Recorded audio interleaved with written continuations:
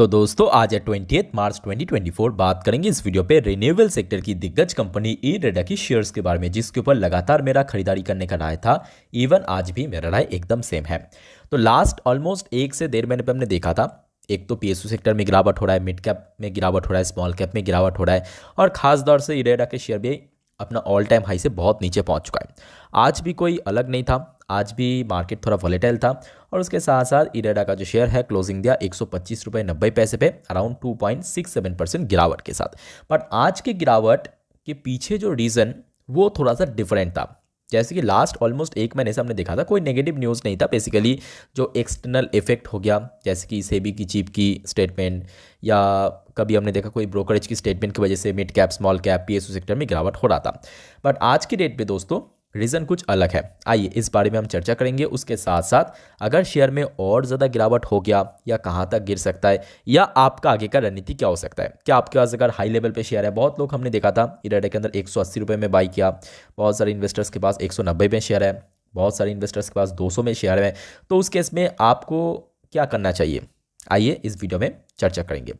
सबसे पहले चलिए मैं आपको सीधा न्यूज़ के ऊपर लेकर चलता हूँ, जिस कारण आज इरेडा के शेयर में गिरावट हुआ। यह है मेन रीजन।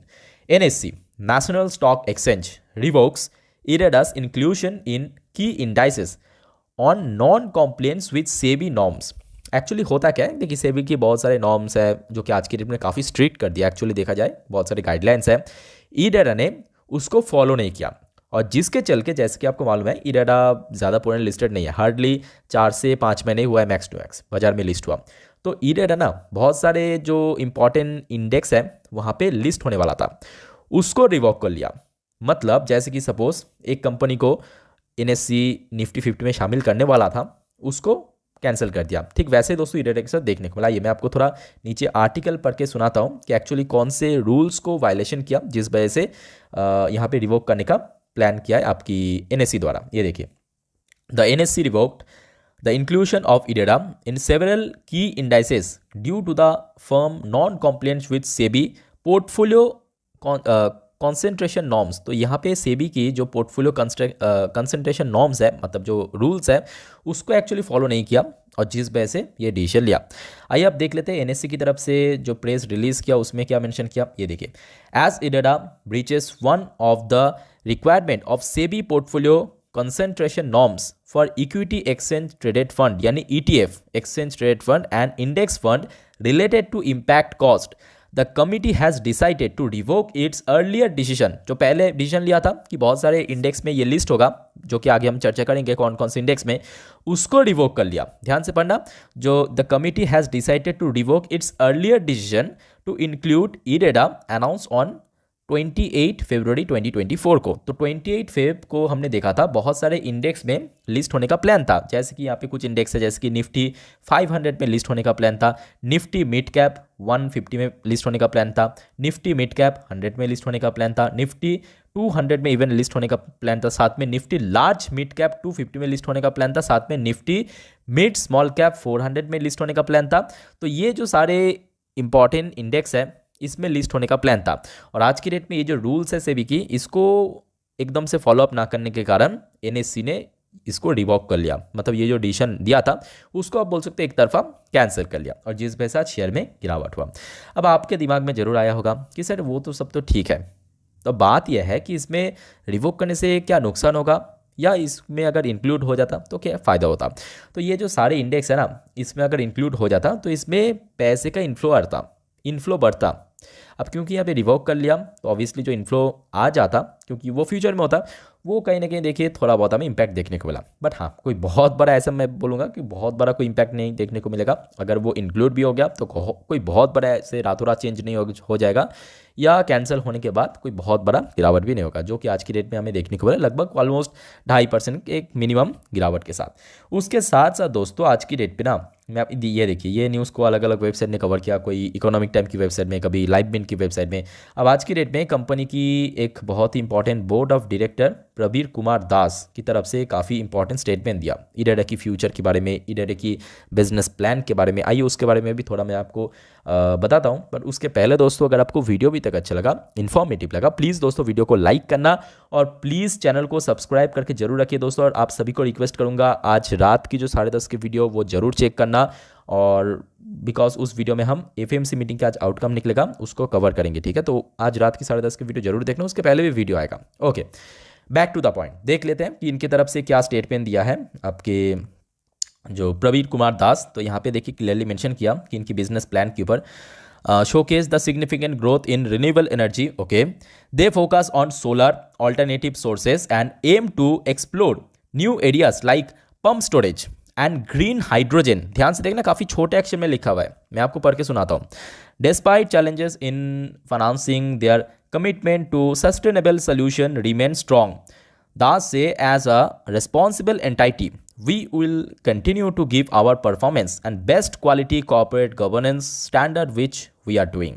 तो इनकी तरफ से देखिए काफ़ी मैं बोलूँगा पॉजिटिव, काफ़ी एग्रेसिव स्टेटमेंट दिया कंपनी के बारे में, कंपनी की फ्यूचर के बारे में, कौन कौन सी सेक्टर में कंपनी काम करना चाहता है, जैसे कि इन्होंने मेंशन किया यहाँ पे क्लियरली, जैसे कि सोलर हो गया, ऑल्टरनेटिव सोर्सेस हो गया, aiming to explore the new areas of pump storage हो गया, ग्रीन हाइड्रोजन प्रोजेक्ट के ऊपर हमने देखो बहुत सारे ऐसे कंपनी इसके पहले भी फाइनेंसिंग का काम किया। ऑब्वियसली देखिए एक फाइनेंसिंग कंपनी है, बहुत लोगों को मालूम तो होगा ही कि ये रिन्यूएबल सेक्टर की कंपनी है, बट रिन्यूएबल सेक्टर में फाइनेंसिंग का काम करता है ना। तो देखिए कंपनी ओवरऑल बात करें अच्छी कंपनी तो है, इसका वैल्यूएशन भी काफ़ी ठीक ठाक है। इवन लास्ट क्वार्टर जो हमने देखा था, Q3 की रिजल्ट भी कंपनी का अच्छा था, ठीक है, 10 रुपये फेसबुल शेयर है। तो चारों तरफ से अगर हम बात करें कंपनी नो डाउट अच्छी कंपनी है। अब देखिए आज की डेट में जो करेक्शन हो रहा है या जो सारे एक्सटर्नल इफेक्ट की वजह से गिरावट हो रहा है, तो देखिए ये इसमें तो ना आपके हाथ है ना मेरा हाथ है, वही बात है ना। तो इसमें देखिए जो प्रोमोटर यानी सरकार की स्टेक भी ऑलमोस्ट ठीक ठाक है 75%, जो कि सेबी की गाइडलाइंस के एकदम अकॉर्डिंग है। एफआईएस की स्टेक भी अभी देखिए 1.88%, अभी तो लेटेस्ट डेटा नहीं आया, ये दिसंबर का डेटा है। डीआईएस की स्टेक भी ठीक ठाक है, आपकी पब्लिक की स्टेक भी 18.75% खड़ा है। अब देखिए कंपनी की ना इंटरनल, अब देखिए एक और चीज़ मैं आपको बताना चाहता हूँ। देखिए आप जैसे कि ये सारी न्यूज़ को आपने देखा, आप इस न्यूज़ को भी इग्नोर नहीं कर सकते। ये न्यूज़ आया था आज से लगभग कुछ टाइम पहले। देखिए इंडिया की जो renewable energy minister R K. Singh द्वारा यहाँ पे क्लियरली मेंशन किया कि power sector to see 17 lakh crore investment in next 5 to 7 years. तो मतलब 2030 के भीतर पावर सेक्टर या रिन्यूएबल सेक्टर में लगभग 17 लाख करोड़ का दोस्तों इन्वेस्टमेंट होगा। तो आप इसको इग्नोर नहीं कर सकते कतई, है ना। तो जैसे इन्वेस्टमेंट होगा ऑब्वियसली अरे एक कंपनी चाहे छोटे कंपनी हो बड़े कंपनी हो काम तो मिलेगा। अब जब काम मिलेगा उसको फाइनेंसिंग करने के लिए भी तो कंपनी चाहिए, तो उसके लिए है आरईसी, पीएफसी, रेड जैसे कंपनी, है ना। तो इसको भी इक्वली काम मिलेगा। तो वही बात है कि ये जो चीज़ हमें देखने को मिला वो टेम्पोररी है, और टेम्पोररी दोस्तों टेम्पोररी होता है। आज की डेट में वॉल्यूम भी काफ़ी ठीक ठाक था, 1,40,00,000 के ऊपर। इवन आज की डेट में मैं बोलूँगा कल से या लास्ट कुछ हफ्तों से डिलीवरी काफ़ी अच्छा देखने को मिला। 39.53% यानी ऑलमोस्ट 40% के आसपास आज डिलीवरी रेट देखने को मिला। आइए सारे न्यूज़ हमने कवर कर लिया, बात करेंगे आपका आगे का रणनीति क्या हो सकता है। तो चलिए मैं आपको सीधा टेक्निकल चार्ट पैटर्न को लेकर चलता हूँ। तो दोस्तों अभी आपके सामने मैं ओपन कर लिया इंट्राडे की लास्ट 3 महीने की कैंडलस्टिक चार्ट पैटर्न। मेरे बात को आप ध्यान से सुनना। शेयर देखिए गिरते गिरते 36.18 इसका आरएसआई इंडेक्स निकल के आ रहा है। बहुत ही क्रूशियल लेवल पे शेयर पहुंच चुका है। जो लोग देखिए पहले इन्वेस्ट किया था आपको तो अच्छे से मालूम होगा, इस शेयर को मैं आज नहीं, जब ये बाजार में लिस्ट हुआ था ना नवंबर की एंड पे, दिसंबर की शुरुआत में 50 रुपये, 60 रुपये, 70, 80 उस लेवल से मैं लगातार इसको खबर भी कर रहा हूँ, रिकमेंडेशन भी दे रहा है। तो जो लोग के पास उस लेवल पे शेयर है इस पर्टिकुलर लेवल में आपको लोग आराम से होल्ड कीजिए, कोई दिक्कत नहीं है। बाकी बात करें शेयर जब हाल फिलहाल में तेजी होने के बाद शेयर में गिरावट हो रहा था, इस पर्टिकुलर लेवल पे या इस लेवल पे या इस लेवल पे 175, 70, 60, 200 इस लेवल पे अगर आपने परचेस किया, उस केस में भी मैं आपको बोलूँगा कि थोड़ा पेशेंस रखिए, होल्ड कीजिए। मेरे बात को अच्छे से सुनना, क्योंकि ये जो आप दिख रहे हो ना मार्केट में, ये बेसिकली देखिए सामने इलेक्शन है जैसे कि आपको मालूम है। अब देखिए इलेक्शन के पहले ना बाजार थोड़ा बहुत यहाँ पे नीचे की तरफ आएगा ही आएगा, ये हर बार का हो चुका है। और खास तौर से अभी मार्च का महीना चल रहा है, मार्च का महीना मतलब फाइनेंशियल ईयर खत्म, और इसी टाइम पे दोस्तों जो फंड मैनेजर है या बड़े फंड कंपनी कुछ हद तक सेल ऑफ करता है। और खास करके हमारे जो सेबी चीफ की तरफ से इतना बढ़िया बढ़िया स्टेटमेंट दिया, उसके बाद तो मैं क्या ही बोलूँ, मिड कैप स्मॉल कैप का तो पूरा धजे उड़ चुका है। आप समझ रहे हो ना, ये मिड कैप वाला कंपनी है। तो जिसके कारण मैं बोलूँगा आज की डेट पे जो सिचुएशन है वहाँ पे आप सिर्फ एक काम कर सकते हो, अगर आपको इन्वेस्ट करना है तो कीजिए बाय ऑन डिप पे। मैं तो आपको बोलूँगा इसमें buy on dip best option है मेरे ओपिनियन के अकॉर्डिंग। बाकी देखिए आप खुद स्टडी करने के बाद ही डिसीजन लेना। तो बीओडी बेस्ट स्ट्रेटेजी है।